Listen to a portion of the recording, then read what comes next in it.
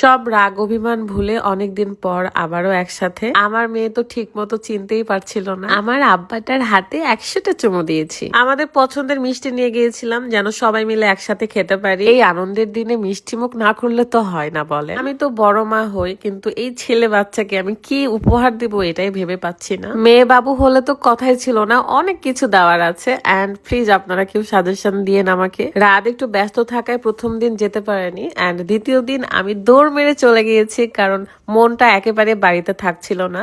তো যাওয়ার সময় আমরা আমাদের পছন্দের মিষ্টি নিয়ে গিয়েছি। আর এই 2টা দিন ধরে রাজশাহীতে টানা বৃষ্টি হচ্ছে। এদিকে পলাশ বর্ণা রুকায়াকে দেখার জন্য অস্থির হয়েছিল, তাই তাকেও নিয়ে এসেছি। পলাশ তো রুকায়াকে স্মৃতিস্মরণ করাচ্ছিল ছোট্টবেলা সে পিকচার গুলো দেখিয়ে দেখিয়ে। আমরা যে 1-1.5 বছর পর একসাথে হয়েছি একদমই বোঝা যাচ্ছে না, কারণ সেই আগের ভালোবাসাই আছে। বাই দা ওয়ে, এত সুন্দর একটা 3 পিস আমি নিয়েছিলাম রোজা ফ্যাশন ফেসবুক পেজ থেকে।